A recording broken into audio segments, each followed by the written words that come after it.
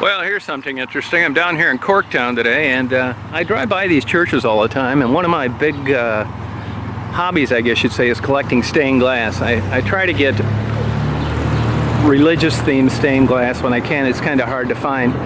I'll shoot a video sometime of the stained glass that I have, but anyway, even though I don't live a Christian lifestyle per se, I have my best friends are men of the cloth. Monsignor from Chicago, he passed away, and another guy in Vermilion, Ohio that preached for a living for 43 years. I just saw him and his wife the other day, but I don't think that makes me a better or worse person in any way. I just thought I'd mention it. But I came by this St. Peter's Episcopal Church right here at Corktown. I've been by here a few times, and part of the reason I go by churches is because I'm interested in the architecture, Gothic revival, that kind of thing. And I noticed a lot of the stained glass at the top windows is yellow, kind of a pale yellow, which I have in a lot of the windows that I have from a church that was built in 1897 in Toledo, of which I got about 16 giant frames from that after the fire burned to the ground almost. But anyway, I drove by here today and I happened to notice that the door was open. And I thought, well, geez, is this place open or not? Because as you can see, there's bottles, but they're also flowers. So it was a mixed bag whether or not anybody be here. And as I walked in, I heard people talking, and they invited me in, and it's really an interesting story. So I'm going to walk in here and talk to these people, and also shoot some video on the inside of the church, which is absolutely fantastic. I forgot to get some cards for these people. I'll tell you, this kind of stuff makes my, really makes life interesting to me. I said it earlier in a video, I couldn't be happier driving around here, just running into these people in these impromptu videos that I do. I mean, an hour ago I was interviewing a woman that works the streets. And now I'm in a church interviewing a Muslim, a Jew, and a Methodist.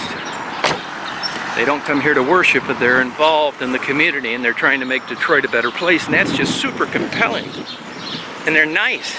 I just met these people 10 minutes ago. So I will walk in here, and I'm not into rehearsing or practicing things, so I'm going to get the lowdown on what's going on here.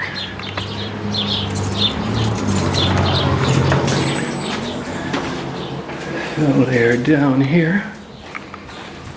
And I want you to read this too, which is really kind of cool. They really try to do the right thing here. Look at the history of the church. Read that. It's really fascinating. And there are people trying to do the right thing, and they don't really mind what your personal beliefs are to be helped or to be part of the facilities management team.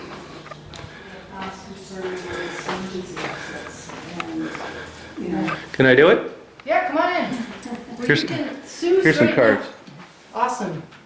Thank you. Come sit. You're welcome. Well, I don't know if you need to sit down, but Sue's telling us right now kind of like the design. Oh, okay, that's fine. And you just tell us, what do you... Well, what I do is I've been going around Detroit, I love Detroit, particularly Delray. I go into a lot of the churches. I'm really fascinated with abandoned buildings. I mean, today I did 2 interviews with ladies that work the street. Sweet people. You know, life gets a hold of you sometimes and you're up there. I find Detroit just super compelling, and here I go by this place today because I have a lot of stained glass from burned down churches across the country that I've collected, and you have the same kind of yellow stained glass that I have in a church that burned down in 1979 that was built in 1897 in Toledo. And I saw the door propped open, and I thought, well, is this place open or closed? Because you really kind of can't tell. So then I opened the door, heard you talking, here I am. Great. Well, welcome. Thank you. And it's interesting, you all have different backgrounds.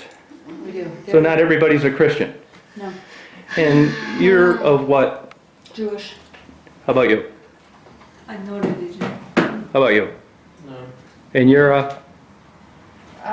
Raised Catholic, going to an Episcopal. All right. Feel comfortable where I'm welcome. Okay. And you guys came together how? My story again. On Christmas, the Jewish community comes together. We call it Mitzvah Day, and we go out into the community and help at different organizations. People volunteer jobs, and Gleaner's Food Bank, where my family and I had usually gone, didn't need us that day.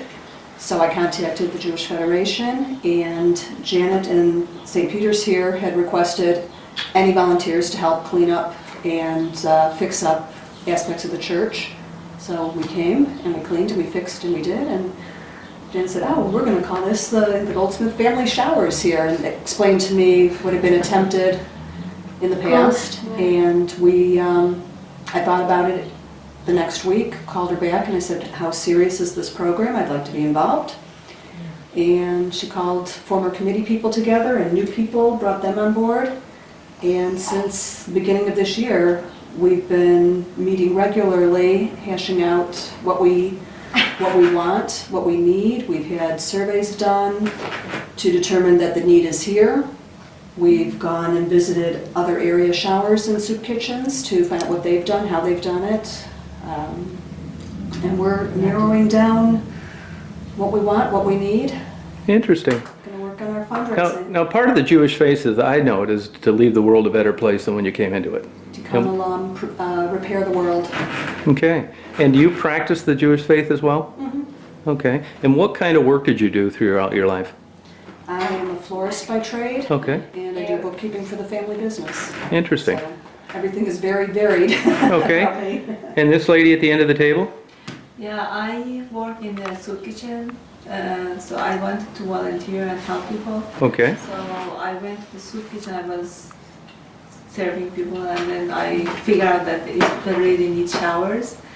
And I talked to Bill, he's the pastor here. And then I talked to him, I said, I think these people really need shower. Do you have any shower here? He said 2 years ago they had a project to make a shower, but it didn't work out. And then after that, so like 2 weeks or 3 weeks after that, Bill told me, we may have a shower group, like a shower project. Do you want to go and talk to these people? I said, sure, I'd like to go to the meeting. And he said, okay, so it's today, exactly the same. It's today 5:30. Do you want to go? I said, sure, I will. And then. All right. And you, sir? What's the question? So you're not religious, per se? Not at this point. Okay. And what did you do for your career, pretty My much? career. So I've been a student pretty much my whole life. Oh, you lucky dog. Yeah. Tell me how to do that, will you? Lucky, but I'm trying to say. So it's hard in academia to find something that's intellectually stimulating, Yeah, but also soul satisfying. So I was looking for something to do Good. to help the community. I tried that in school, and I didn't enjoy the academic side of those curriculums. Okay. And you're from around the area? Yes. Okay. Well, Detroit? Yep. Oh, okay.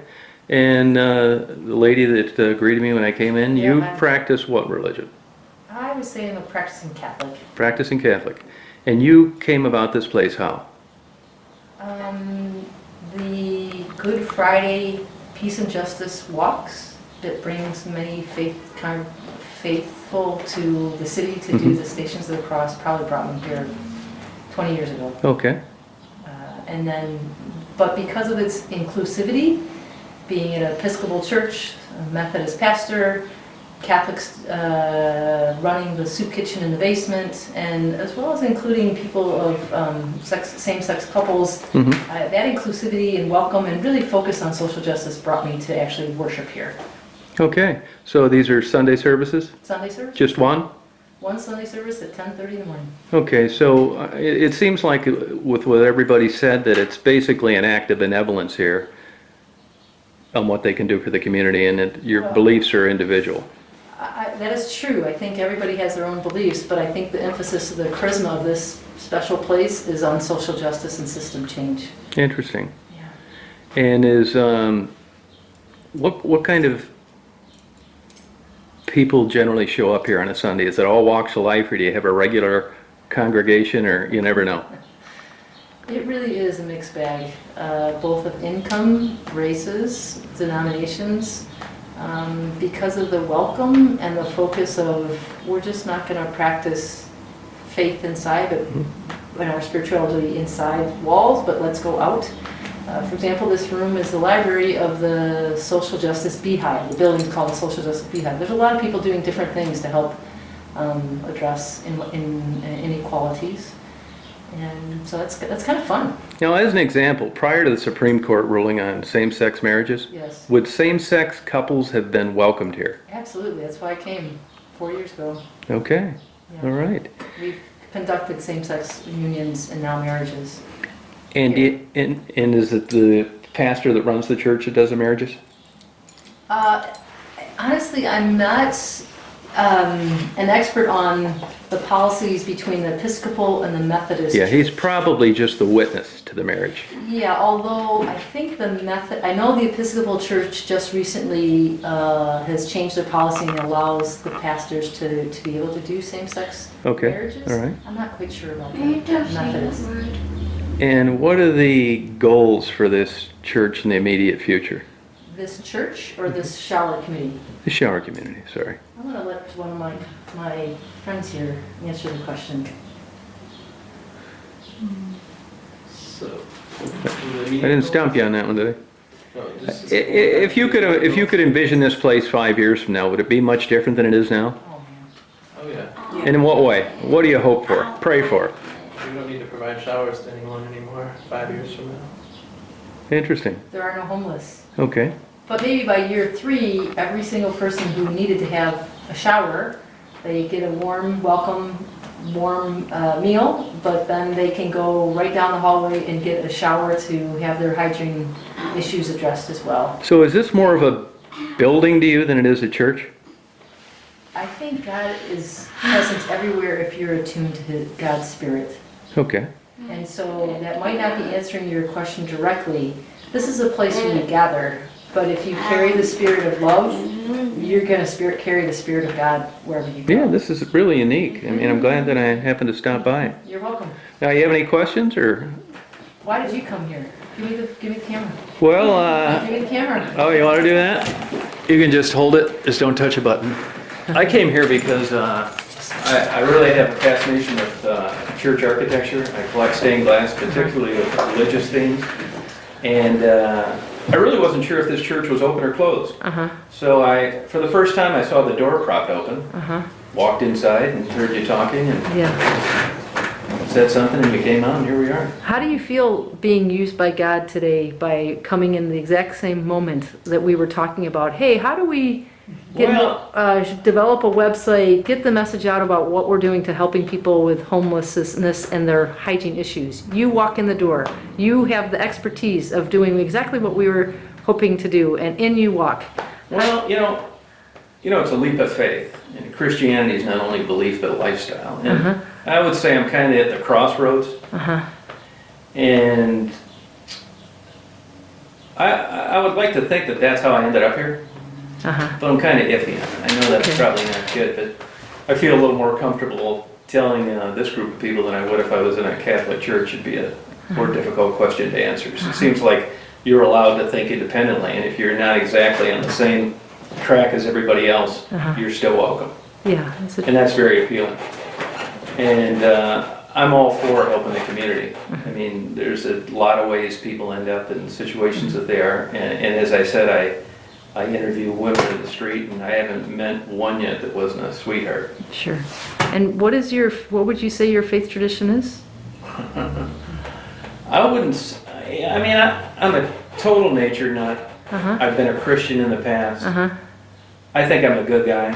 If you could get into heaven, if there is one, I think I would get there. But you can't if you don't believe in it. And I feel a little better about recent rulings, the same-sex marriages. Sure. I think that'll bring me around, but for so long I just didn't agree with so many things that Christianity offered.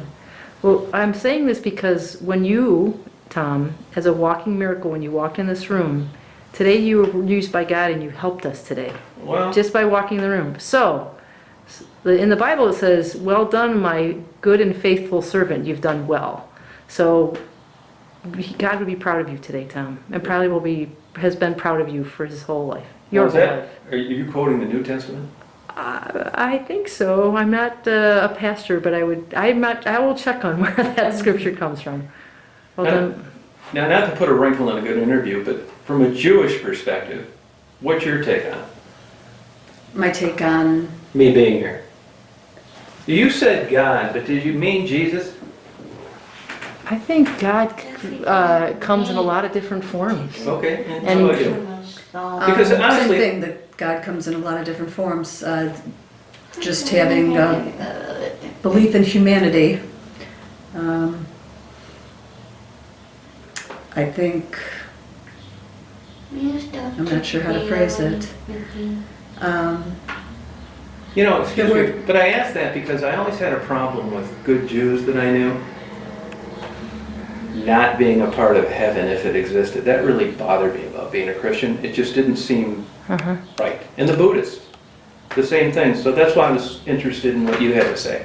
Yeah, I'm coming from more of a reform background, which is a little more liberal, a little more free thinking. That, for me personally, is there a heaven? I don't know. I think the main thing is to live a good life here and now. And I adhere more toward traditions and holidays and more of a cultural thing than a religious thing, if you can distinguish between the two. Yeah, I know what you mean. So. Well, thank you. Can I see the video that you took us? Yeah, it's got. I'll put it on YouTube. No, I just want to look at it right now. Oh, you want to look at it right now? Yes. All right. Hello. Here, hang on a second. This stuff taking me long. Sammy, Unprofessional sketch of potential I see. showers Do you where wanna find it? start over from scratch. Let's have the dimensions as well here.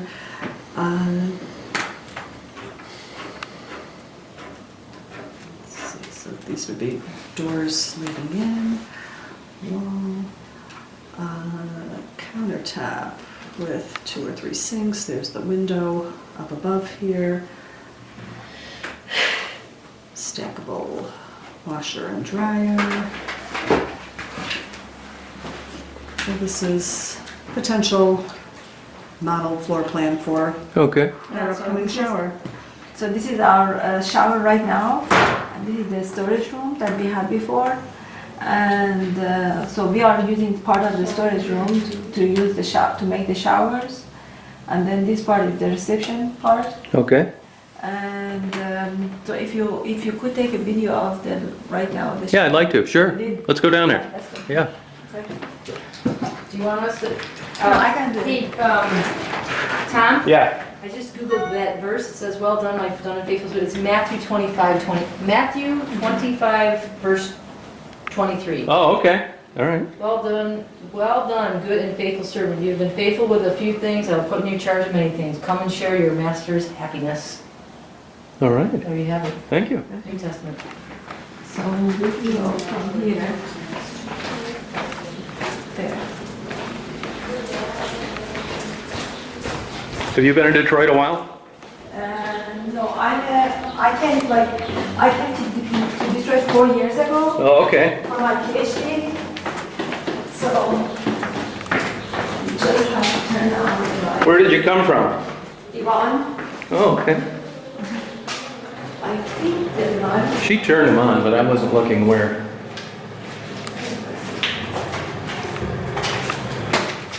It's like this is the soup.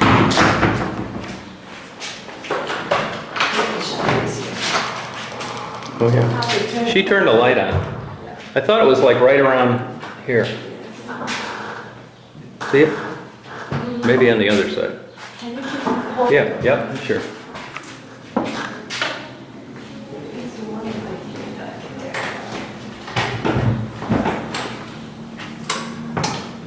Got it?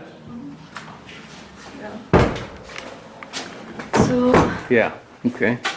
So this is what you're going to, yes, so Read. right now this is the shower, the current shower. uh-huh. If you can see can you see anything? Oh, yeah. I think if you stand here, maybe it's better. We're- Oh, I see that's open up there, huh? Yeah, and here is like the shower, the current shower is ready. Right.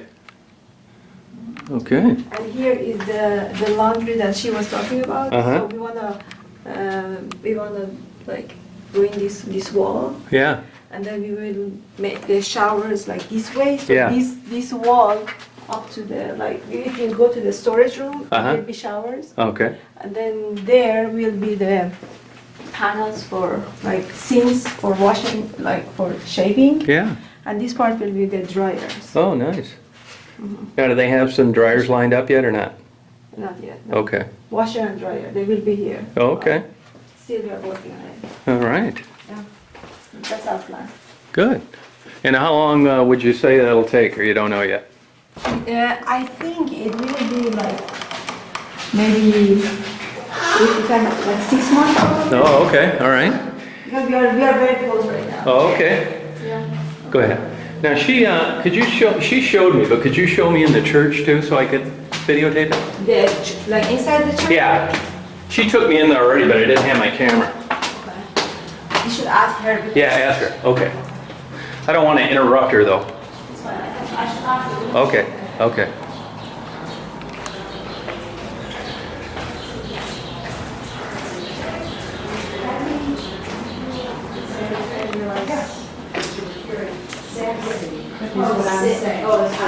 Oh, okay. You want to, Nassim, can you talk about the water station? All right. All right, Tom, Thank what you. do you want me to do? What do you, I'll just shoot a little video of the inside of this. It's absolutely fantastic.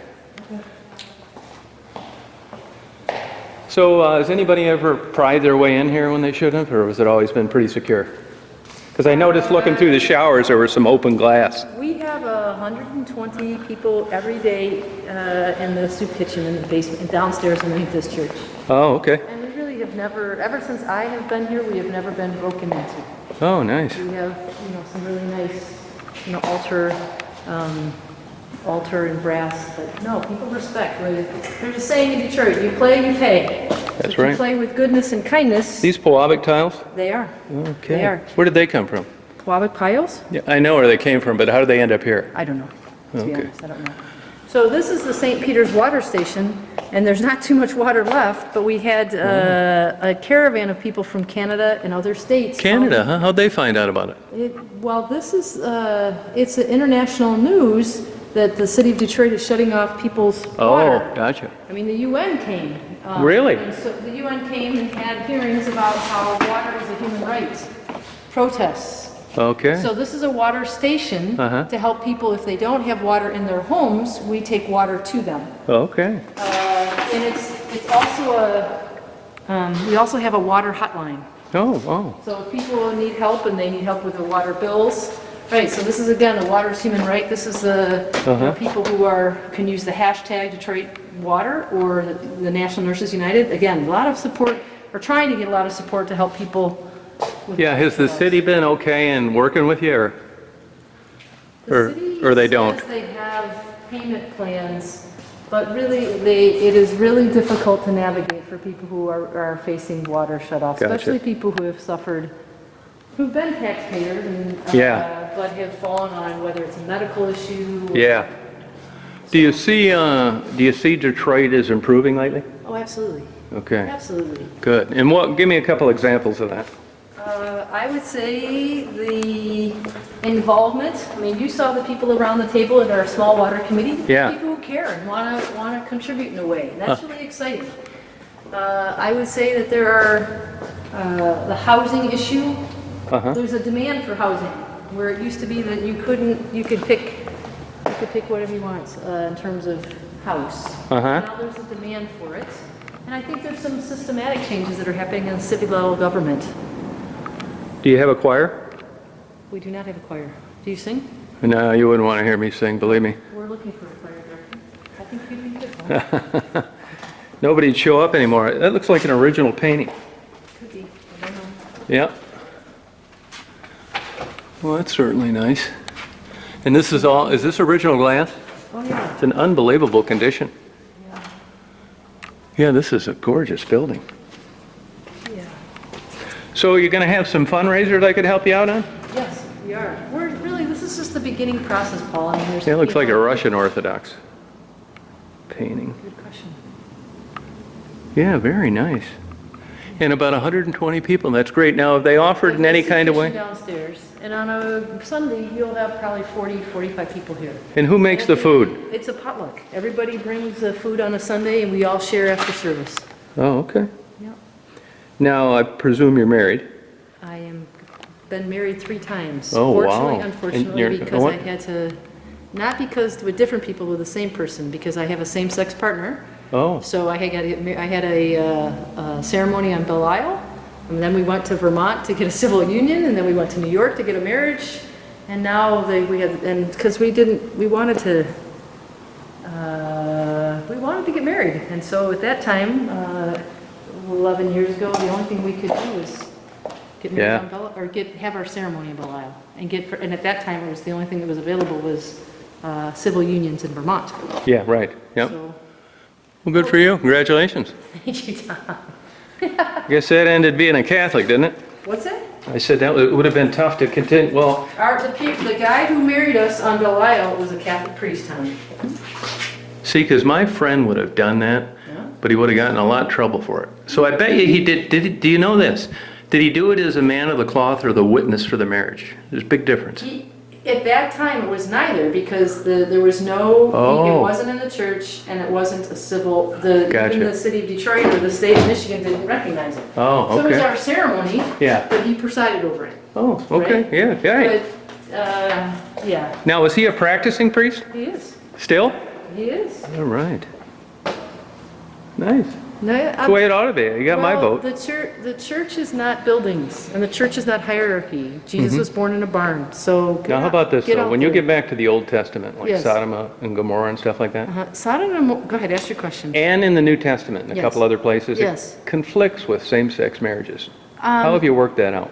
I have, okay, so I have worked it out because, first of all, the Bible is written in a historical, cultural context. Sodom and Gomorrah was about a mob who came to people's homes and saying, we want these people.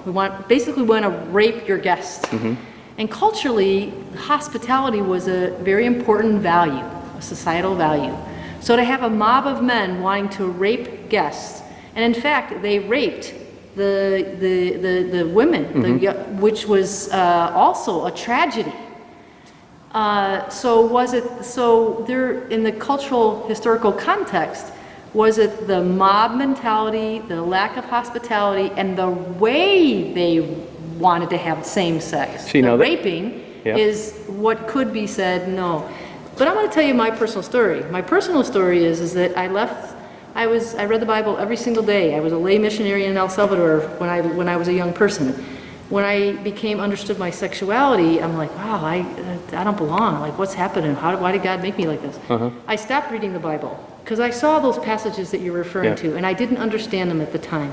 For 2 years, I stopped, and then I did this thing at the time. One day, God said, read. So I went like this. Let it go where it landed. Right? Open where it lands. So it opened. And it was Jonathan and David. Jonathan and David. Jonathan was Saul's son who fell in love with David, King David, who gave his heart, his soul, his sword, and his breastplate. I mean, that's like, and made a pledge, a loving pledge together with Jonathan and David.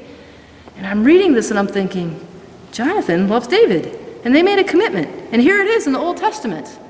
There's a lot of people who would say, oh, but this is what was happening there. What I'm telling you, that day, that moment, the Lord said, open the Bible for me after 2 years of not reading it, and said, this is what I want you to read. This is what's important for you. And ever since then, I don't really care what the hierarchy says. Really? Even in the New Testament? Because the Lord, God, gave me that message for me. Today, Tom, you walked in on a group of people who were like, oh, I don't know. How do we do this? We don't know. Well, let's do it. Let's figure it out. Yeah. And in comes you. All right. It's like the Lord opening the Bible. But instead of opening the Bible and saying, here's the message, in walks Tom. It's pretty powerful. Well, that's what I believe. Well, all right. You were used today, Tom. It's pretty, to me, I'm really geeked about it. Oh, good. Yeah, and I hope this helps you. And I would be willing to come down here and help you with any, fundraisers or Great. cook soup or something? Super. Make soup. Okay.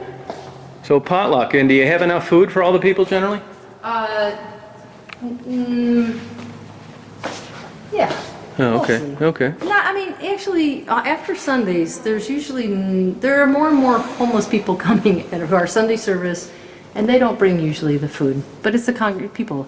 So we probably need to figure out a strategy, because after Sunday service, usually the pastor never eats. There's a couple of people who And talk in the front, and once they sit down, it's all gone. How is this funded? Sunday donations. Really? Sunday donations. Pays the heat and everything? Yeah, but not by much. The pastor's he makes like $24,000, has made that for like 17 And how old is he? years. He's like 62, 60. He's Married? getting up there. Yeah, just got married. Widowed and got married again.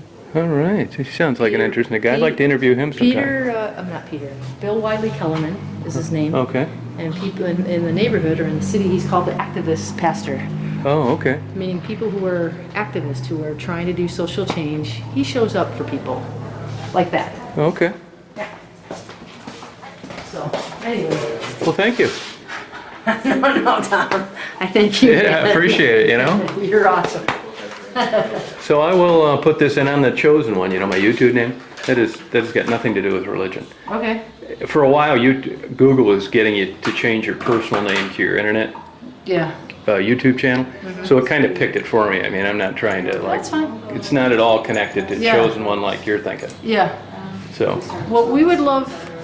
but it will be under that name, 2 words. Naseem has a buddy who's helping with the website, Oh, okay.